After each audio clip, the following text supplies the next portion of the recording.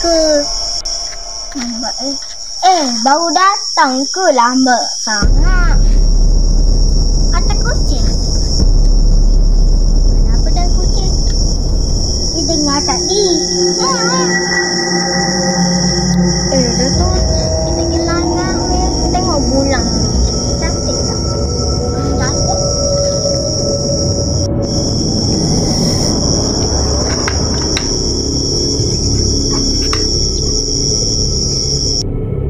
Eva, dah tu kita nak makan ni. Berapa lah aku buka diri?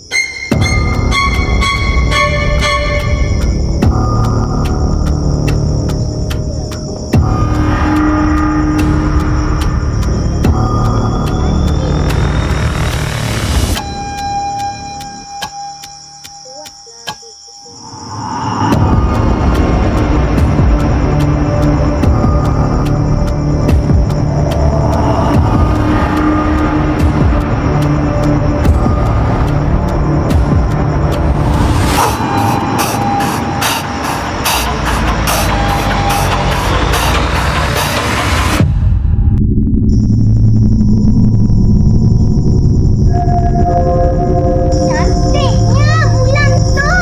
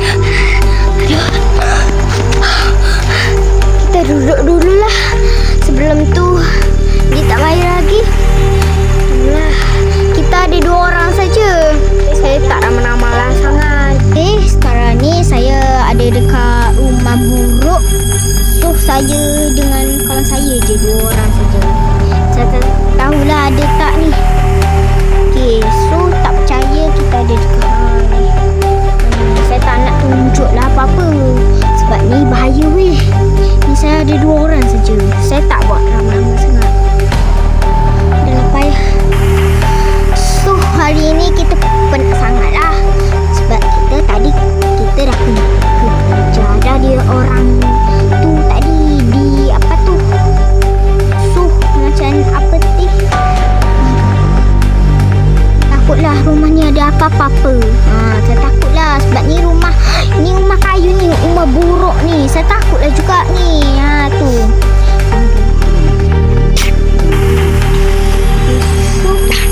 Sekarang ni kita nak buat, saya ada rumah pohon ni. Saya dah jumpa, saya macam nak nangis dah. Kerana itu berbahaya sekali. Hujan. Tapi ada dekat belakang tu ada apa tu? Alamak, jom. Aduh, saya tak pakai selipar lagi. Oh my gosh. Lari guys. So, hai. Saya ada 3 orang saja. Saya jemput dekat kawan saya tadi. Jumpa. So, saya takut dekat belakang. Jom kita berlari dulu. Alah, macam mana ni? Bahayalah weh. Ni saya ada dekat rumah. Ada satu rumah buruk tapi tak ada orang. Tapi dia di sini. Ni. Dapat. So, saya nak berlari ke mana? Kita ada 3 orang. Kita tak banyak-banyak mana. Baru jumpa. Weh, sekarang ni kita dah takut. Ya Allah. Okay, sekarang ni kita ada